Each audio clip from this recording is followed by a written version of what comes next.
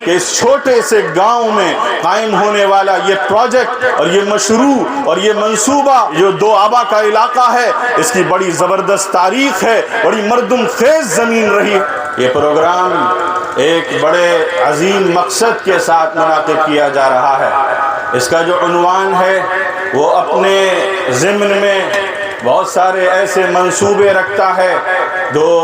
مسلمانوں کے لیے بہت ہی زیادہ مفید اور نافع ہیں، اور اسی کے ساتھ ساتھ ان کا دائرہ وسیع ہوتا چلا جاتا ہے اس طور پر کہ وہ انسانیت کے لیے، پوری مانوتا کے لیے، پوری مینکائنڈ کے لیے انشاءاللہ مفید اور نافع ثابت ہوں گے۔ میرے بزرگوں، اللہ کے نبی صلی اللہ علیہ وسلم نے مکہ مکرمہ سے مدینہ طیبہ جب ہجرت فرمائی تھی اور وہاں پر مسجد نبوی جب تعمیر فرمائی جا رہی تھی، تو اس موقع پر کسی کو اندازہ نہیں تھا کہ ایک ایسا اسلامی مرکز، ایک ایسا جامع اور شامل اور ایک ہماگیر اسلامی مرکز تعمیر کیا جا رہا ہے جو اپنی مثال میں آپ ہوگا، جو ایک روشن اور تابندہ ایک ستارہ ہوگا زمین کا۔ وہ ایک مسجد ہی تعمیر نہیں ہو رہی تھی، بلکہ وہ ایک ایسا جامع ترین اسلامی مرکز تعمیر ہو رہا تھا جو اپنے اندر تعلیم، تربیت، اصلاح، تزکیہ، دعوت اور اسی طرح سے اسلامی سیاست اور اسلامی خطوط پر حکومت اور اسلام کے لیے اور آگے کے منصوبوں اور پلان کا ڈسکشن جہاں پر ہونا تھا، تو لہذا اس اسلامی مرکز کس کا سنگ بنیاد رکھا جا رہا تھا، اور نبی کریم صلی اللہ علیہ وسلم آپ کے ذہن میں اللہ تعالیٰ نے وہ تمام چیزیں عیاں فرما رکھی تھیں۔ اس کا ایک مظاہرہ غزوہ خندق کے موقع پر ہوا کہ آپ کدال مارتے تھے، چنگاریاں نکلتی تھیں، اس قسم پرسی کی حالت میں، اس خوف کی حالت میں، جب دشمن چاروں طرف سے حملہ آور ہونے کو تیار تھا۔ وَإِذْ زَاغَتِ الْأَبْصَارُ وَبَلَغَتِ الْقُلُوبُ الْحَنَاجِرَ وَتَظُنُّونَ بِاللَّهِ الظُّنُونَ۔ قرآن کریم نے ان سنگین اور خطرناک اور مہیب حالات کی جو نقشہ کشی کی ہے، اس سے زیادہ جامع ترین نقشہ کشی کوئی ہو نہیں سکتی۔ لہذا اس موقع پر چنگاریاں نکل رہی تھیں اور پیٹوں پر پتھر بندھے تھے۔ نبی کریم صلی اللہ علیہ وسلم اپنے صحابہ کو اور اپنے فرما برداروں کو اور اپنے ساتھیوں کو یہ خوشخبریاں سنا رہے تھے کہ شام کے محلات فتح ہوں گے اور ایران کے محلات فتح ہوں گے، یمن کے محلات فتح ہوں گے۔ ایسی قسم پرسی کی حالت میں، خوف کی حالت میں اس وقت یہ لگتا تھا کہ کسی وقت بھی دشمن کے لوگ جھپٹا ماریں گے اور نوچ کھائیں گے۔ ایسے حالت میں حضور کا اعتماد، حضور کا یقین، حضور کا اپنے رب پر اور اپنے اللہ پر توکل، یہ مجزے سنائے جا رہے ہیں۔ لہذا جو مسجد نبوی کی شکل میں ایک اسلامی مرکز تعمیر کیا گیا، آج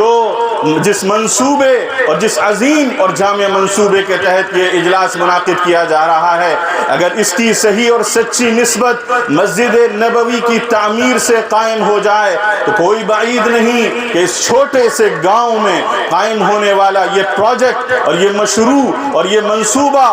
ایک عظیم ترین منصوبے میں بدل جائے اور اس کا رخ اختیار کر لے۔ کوششیں چھوٹے سے ایک صفر سے شروع ہوتی ہیں، پھر دھیرے دھیرے آگے بڑھتی چلی جاتی ہیں۔ انسان کا عزم، اس کا حوصلہ، اس کا یقین، اللہ کی ذات پر اس کا توکل اور اس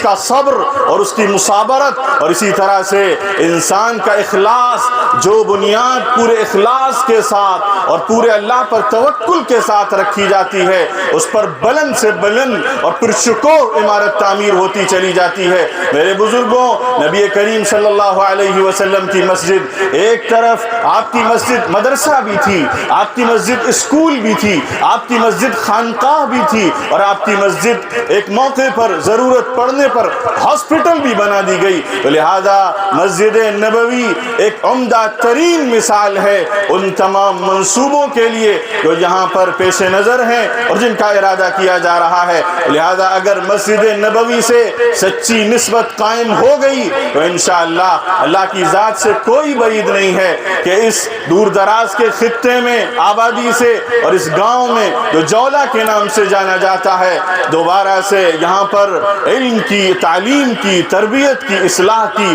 سرسبزی و شادابی پھیل جائے، ایک باد بہاری چل جائے، ایمان کی باد بہاری چل پڑے، کچھ بعید نہیں، کیونکہ اس سرزمین میں، یہ بڑھانا کی سرزمین، یہاں پر ایسے مردان حر اور مردان کار اور اللہ کے ایسے جیالے پیدا ہوئے جنہوں نے انگریزوں کے ساتھ زبردست مورچہ لیا اور ان کے دانت کھٹے کر دیے اور اس ملک سے انگریزوں کو نکال بھگایا۔ لہذا اس پوری سرزمین کی یہ جو دو آبا کا علاقہ ہے، اس کی بڑی زبردست تاریخ ہے، بڑی مردم خیز زمین رہی ہے، تو اپنے آبا سے سچی نسبت قائم کیجئے۔ اور سب سے اہم چیز اور سب سے بڑی چیز، سب سے زیادہ قیمتی چیز یہ ہے کہ نبوی مسجد سے سچی نسبت قائم ہو تو انشاءاللہ وہی مظہر یہاں پر بھی نظر آئے گا۔ اللہ تعالی حقیقی نسبت قائم کرنے کی توفیق عطا فرمائے۔ میرے بھائیوں،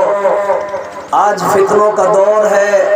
ایک زمانے میں فتنہ تاتار اٹھا تھا، اس فتنے نے اسلام کی جڑوں کو ہلا کر کے رکھ دیا تھا۔ ایسا لگتا تھا کہ اسلام کا چراغ گل ہو جائے گا، بڑے بڑے فتنے آئے، لیکن آج کا فتنہ، آج کے طوفان، آج کے سیلاب بہت خطرناک ہیں۔ یہ وہی وقت ہے جس کے بارے میں میرے آقا نے کہا تھا، تتداعى علیکم الامم کما تتداعى الآکلۃ الی قصعتها۔ اے میری امت کے لوگوں، ایسے حالات آئیں گے کہ تمام فرقہ پرست طاقتیں، اسلام دشمن طاقتیں اکٹھی ہو جائیں گی۔ عرض کرنے کا مقصد یہ ہے، ان فتنوں کا مقابلہ، ان حالات کا مقابلہ ہم طاقت کی بنیاد پر نہیں کر سکتے، ہم دولت کی بنیاد پر نہیں کر سکتے، بلکہ ہم فتنوں کا مقابلہ کیسے کریں گے؟ پہلی بات، اللہ کی ذات پر اعتماد، اللہ کی ذات پر بھروسہ۔ غور کرو، مکے کی حالات کو پڑھو۔ میرے نبی اکیلے تھے، پورا مکہ ایک ہو گیا تھا، جناب ابو طالب نے بھی پلہ جھاڑ لیا تھا، میرے بھتیجے اب میں بوڑھا ہو گیا ہوں، میرے کمزور کاندھوں پر اتنا بوجھ نہ ڈالو جسے میں برداشت کر سکوں، لیکن میرے نبی کا اعتماد اللہ کی ذات پر تھا۔ میرے نبی نے کہا تھا، جو آج مفتی راشد صاحب اپنے عمل سے کہہ رہے ہیں، لو وضعت الشمس فی یمینی والقمر فی یساری ما ترکت ھذا الامر۔ جاؤ آسمان سے سورج کو توڑ لاؤ، جاؤ آسمان سے چاند کو توڑ لاؤ، اور تم یہ سمجھو کہ میں اخلاق کو سکھانا، انسانیت کو محبت کا پیغام دینا، قرآن کا پیغام سنانا میں بند کر دوں گا۔ یہ تمہاری خام خیالی ہے۔ جفا و جور کی آندھی چلے، طوفان آ جائے، مٹانے کو میرے شداد یا حامان آ جائے، کسی دھمکی، کسی ڈر سے میرا دل گھٹ نہیں سکتا، مجھے یہ فرض ادا کرنا ہے، اس سے رک نہیں سکتا۔ تو پہلی چیز اللہ کی ذات پر اعتماد، اور دوسری چیز تعلیم، ایجوکیشن۔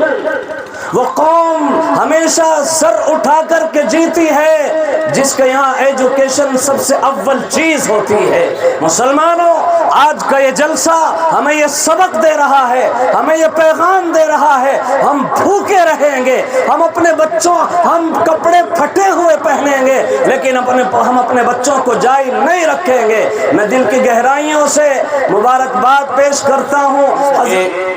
بہت بڑا قدم جو اس وقت میں حضرت مفتی راشد احمد صاحب، جو نبی خاص ہیں، حضرت اقدس مولانا شرافت احمد صاحب نور اللہ مرقدہ کے، اور اس کے فرزندہ اور ان کے چھوٹے بڑے اور شاگرد بہت سارا یہاں جمع غفیر ہے اس وقت میں، یہ سب کے سب اسی کوشش کو لے کر اور ان کی فکروں کو لے کر کے یہاں جمع ہیں، اور یہ حقیقت میں بہت بڑا قدم ہے۔ یہ وہ قدم ہے کہ جس کے لیے اللہ تعالیٰ نے سب سے پہلی آیت حضور اکرم صلی اللہ علیہ وسلم پر نازل ہوئی گویا اس کو لے کر کے ہم یہ سب یہاں جمع ہوئے۔ اقرأ بسم ربک الذی خلق۔ اللہ تعالیٰ کے یہاں تعلیم کا جتنا اہتمام ہے اتنا کسی اور چیز کا نہیں۔ سب چیزوں کا جو اہتمام ہے وہ بعد کا ہے، سب سے پہلے جو اہتمام ہے وہ تعلیم کا ہے۔ اس لیے حضرت آدم علیہ السلام کو جب پیدا کیا تو سب سے پہلے آدم علیہ السلام کی تعلیم کا بندوبست کیا گیا، ان کے کھانے کا، پینے کا اور ان کے نکاح کا، ساری چیزوں کا جو نظم کیا وہ بعد میں ہوا، رہنے کا، سہنے کا، سب چیزوں کا نظم بعد کا ہے، سب سے پہلے ان کی تعلیم کا بندوبست ہوا۔ تو معلوم ہوا کہ اللہ تعالیٰ کے یہاں سب سے زیادہ جو اہمیت ہے وہ تعلیم کی ہے۔ اسی لیے وَعَلَّمَ آدَمَ الْأَسْمَاءَ كُلَّهَا، اللہ تعالیٰ نے حضرت آدم علیہ السلام کو ناموں کی تعلیم دی، اور چونکہ اپنا خلیفہ بنانے کا جب اظہار فرمایا تو یہ بطور گویا اظہار حضرت اللہ تعالیٰ نے فرشتوں کے سامنے یہ بات رکھی، تو فرشتوں نے اس بات کو سن کر کے یوں کہا کہ یا اللہ، جس کو آپ اپنا خلیفہ بنانا چاہتے ہیں تو وہ تو ایسا ہوگا کہ زمین کے اندر فساد مچائے گا، خونریزی کرے گا۔ جہاں تک آپ کی تحمید اور تقدیس کا تعلق ہے تو اس کے لیے تو ہم کافی ہیں، لیکن اللہ نے فرمایا کہ میں جانتا ہوں تم ان چیزوں کو نہیں جانتے۔ تو اللہ تعالیٰ نے آدم علیہ السلام کو ناموں کی تعلیم فرمائی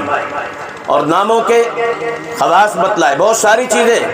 آدم علیہ السلام کو سکھلائی گئی۔ بالآخر یہ ہے کہ مقابلے کے لیے، امتحان کے لیے فرشتوں کے اوپر حضرت آدم علیہ السلام کو پیش کیا گیا اور وہ امتحان ہوا، مقابلہ ہوا، لیکن فرشتوں نے تو یہ کہہ دیا قالوا سبحانک لا علم لنا، اے اللہ ہمیں معلوم نہیں، بس جو چند چیزوں کے نام انہیں معلوم تھے بتلا دیے، مگر اور کچھ نہیں۔ لیکن حضرت آدم علیہ السلام کو جب کہا گیا تو سب چیزوں کے نام بتلاتے چلے گئے، اور نام ہی نہیں بلکہ ان کے خواص بھی بتلاتے چلے گئے۔ تو اللہ تعالیٰ نے گویا فرشتوں کو بتلا دیا کہ دیکھو آدم علیہ السلام کو جو برتری دی جا رہی ہے اور ان کو عظمت دی جا رہی ہے تو تعلیم کی بنیاد پر، علم کی بنیاد پر۔ تو اللہ تعالیٰ کے یہاں تعلیم، علم کا حاصل کرنا سب سے اہمیت کا حامل ہے۔ اقوام متحدہ میں تو انسان کے لیے علم کا حاصل کرنا حق ہے اس کا۔ اللہ عز و جل فی کلامہ المجید والفرقان الحمید، اعوذ باللہ من الشیطان الرجیم، بسم اللہ الرحمن الرحیم، هو الذی بعث فی الأمیین رسولا منہم یتلو علیہم آیاتہ ویزکیہم ویعلمہم الکتاب والحکمہ وَإِن كَانُوا مِن قَبْلُ لَفِي ضَلَالٍ مُبِينٍ۔ حضرات علماء کرام و مہمانان عظام اور اس پنڈال کے احاطے میں موجود مؤقر سامعین عظام، آج کا یہ پرمسرت اور مبارک ترین یہ موقع جو ایک اعتبار سے اگر کہا جائے تو جو ایک سوچ ہے، ایک فکر ہے، وہ دین اور دنیا دونوں کا ایک حسین سنگم انہوں نے، ان حضرات نے قائم کرنے کا ایک پروگرام بنایا ہے۔ یقیناً اسلام بھی اسی کی تعلیم دیتا ہے، اور قرآن کریم نے خاص طور سے جس آیت کریمہ کو میں نے آپ حضرات کے سامنے پڑھا ہے، اس میں یہ بتایا ہے کہ انبیاء کرام کو اللہ رب العزت نے کس لیے بھیجا، اور آخر میں جناب نبی کریم صلی اللہ تعالی علیہ وسلم کو بھیجنے کا مقصد کیا تھا، اس کو واضح کیا ہے، اس کو بیان کیا ہے۔ اس میں اللہ رب العزت فرما رہے ہیں کہ آپ کو امیوں میں، ان پڑھوں میں، اس قوم میں جو پڑھنا نہیں جانتی تھی، جو علم سے آشنا نہیں تھی، جو علم سے دور تھی، جس کے اندر جہالت کوٹ کوٹ کر کے بھری ہوئی تھی، ان لوگوں میں آپ کو بھیجا، اور بھیجنے کا مقصد کیا تھا؟ اس میں بھیجنے کا مقصد قرآن کریم بیان فرما رہا ہے، یتلو علیہم آیاتہ ویزکیہم ویعلمہم الکتاب والحکمہ، کہ بھیجنے کا مقصد ہے قرآن کریم کو کہ احکام کو بیان کرے اور ان کے اخلاق کو سدھارے، ان کے اندر جو برائیاں ہیں، جو خبائث ہیں، جو بری فطرتیں ہیں، جو گندی فطرتیں ہیں، جو نقصان دہ عادتیں ہیں، جو دنیا کے لیے نقصان دہ ہیں، آخرت کے لیے نقصان دہ ہیں، ان کو دور کریں۔ اور ایک اہم ترین مقصد یہ تھا انبیاء کو بھیجنے کا کہ کتاب اللہ کی تعلیم دے، علم سکھائیں، جہالت کو دور کریں، جہالت کی تاریکیوں کو دور کریں، ان کے اندر علم کی روشنی کو عام کریں۔ آج ہم لوگ ہر جگہ پچھڑے ہوئے نظر آتے ہیں، ہر جگہ پریشان اور اندر سے یقیناً خستہ حال نظر آتے ہیں۔ وہ تعلیم کی کمزوری کی وجہ سے ہے۔ مال و دولت بہت سارے لوگوں کے پاس ہے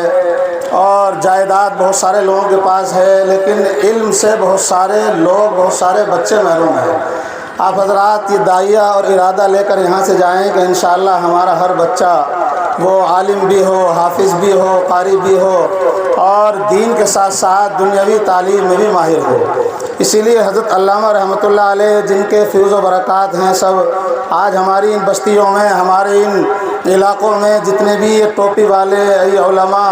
یہ بزرگ، یہ جو بھی نظر آ رہے ہیں، یہ سب حضرت علامہ رحمۃ اللہ علیہ کی برکت اور ان کی محنتوں کا نتیجہ اور ثمرہ ہے۔ انہوں نے پیدل چل چل کر مدارس کا، مکاتب کا جال پھیلایا تھا۔ آج الحمدللہ وہی مدرسے، وہی مکاتب ترقی کر رہے ہیں۔ تو حضرت علامہ رحمۃ اللہ علیہ اکثر و بیشتر اپنی تقریر میں جہاں بھی موقع ہوتا تو فرمایا کرتے تھے، بھئی جہاں ہمیں ضرورت ہے علماء کی، حفاظ کی، قراء کی، وہیں ہمیں ضرورت ہے دنیاوی تعلیم کی بھی۔ ہمیں انجینئروں کی بھی ضرورت ہے، پروفیسروں کی ضرورت ہے، ہمیں پائلٹ کی بھی ضرورت ہے، ہمیں انجینئر کی، ڈاکٹر کی، ہمیں تو سب کی ضرورت ہے۔ ہمیں یہ نہیں کہ صرف علماء ہی چاہیے، صرف قاری چاہیے، صرف حافظ چاہیے، نہیں۔ آپ حضرات جتنا بھی کوشش کر سکتے ہیں، جتنی بھی محنت کر سکتے ہیں، اپنے بچوں کی تعلیم پر کریں۔ آپ کا ہر بچہ وہ ہر کام میں، ہر تعلیم میں، دنیاوی تعلیم ہو یا دینی تعلیم ہو، اس میں کامیاب ہونا چاہیے۔ بچے ہمارے ڈاکٹر بھی بنے، پروفیسر بھی بنے۔ ابھی آپ حضرات کے سامنے ہمارے ماشاءاللہ ڈاکٹر صاحب موجود تھے جو یہاں آپ کی اس بستی سے نکل کر اور آپ کے اس علاقے سے نکل کر علی گڑھ پہنچے اور پھر وہاں سے دوسرے ملکوں تک پہنچ کر انہوں نے بڑی بڑی ڈگریاں حاصل کی، پی ایچ ڈی کی، اور اب الحمدللہ اور بھی دوسرے ملکوں میں وہ کام کر رہے ہیں، خدمت انجام دے رہے ہیں۔ دیکھو جب آدمی ارادہ کرتا ہے، کوشش کرتا ہے تو اللہ کی مدد آتی ہے۔ ہمت مرداں مدد خدا۔ ہم کوشش کریں گے، ہمت کریں گے تو انشاءاللہ ایسا نہیں ہے کہ ہمارے بچے اسکولوں میں پیچھے رہ جائیں گے، کالجوں میں پیچھے رہ جائیں گے، نہیں۔ آپ حضرات کوشش کر کے دیکھیں، محنت کر کے دیکھیں، انشاءاللہ آپ کا ہر بچہ اور آپ کی نسلوں میں ہر بچہ جو ہے وہ ہر جگہ آپ کو نظر آئے گا اور محنت کے ساتھ پڑھنے والا آپ حضرات کو دکھائی دے گا، لیکن ضرورت ہے محنت کی۔ نحمدہ و نصلی علی رسولہ الکریم، اما بعد، اعوذ باللہ من الشیطان الرجیم، بسم اللہ الرحمن الرحیم۔ علم الانسان ما لم یعلم۔ یہ آیت قرآن پاک کے اندر ایسی ہے کہ اگر اس کا مطلب سمجھ میں آ جائے تو انقلاب برپا ہو جائے۔ اور اسی آیت کی روشنی میں حضرت مولانا سلمان صاحب پوری گفتگو کر کے گئے۔ ان کی گفتگو کا جو سینٹر تھا وہ اس آیت کے اوپر تھا۔ میں بڑے غور سے ان کی تقریر کو سن رہا تھا اور میں نے یہ محسوس کیا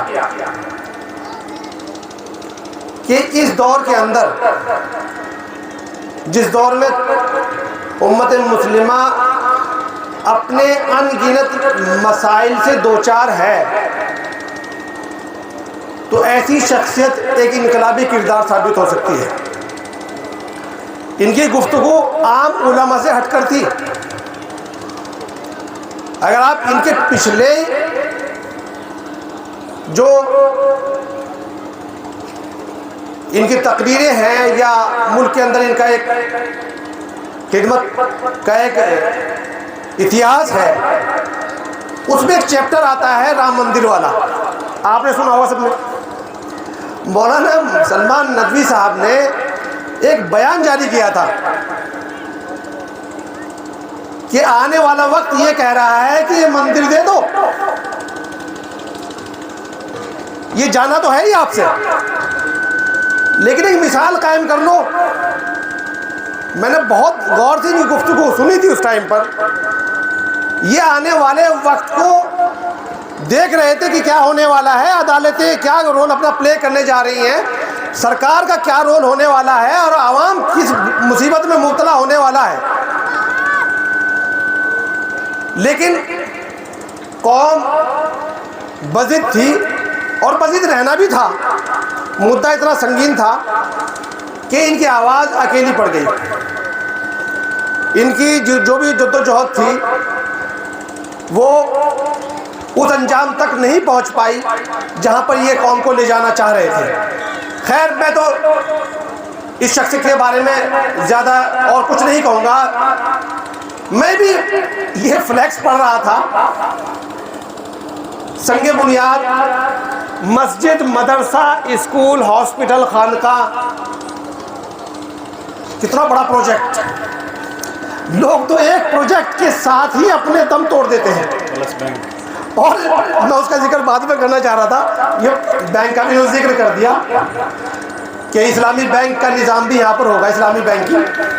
پتہ نہیں سرکار اس کی اجازت دے گی یا نہیں دے گی، مجھے نہیں پتا، لیکن اسلامی فنڈ بنایا جا سکتا ہے، اس کی کچھ شرائط ہے، کام چلایا جا سکتا ہے جو اللہ تعالیٰ نے ان کے ذہن میں ڈالی ہے کہ سودی نظام کو ختم کیا جائے۔ اللہ تعالیٰ مدد فرمایا تو اللہ کی مدد ساتھ آئے گی انشاءاللہ، جب نیک نیت ہو تو منزل مل ہی جاتی ہے۔ تو میں کہہ رہا ہوں کہ اتنے پروجیکٹ ہیں کہ لوگ ایک پروجیکٹ کے اوپر فنا ہو جاتے ہیں اور وہ پورا نہیں ہوتا، اور یہاں پر پروجیکٹ کی بھرمار ہے۔ تو میں جناب کو دل سے مبارکباد دیتا ہوں۔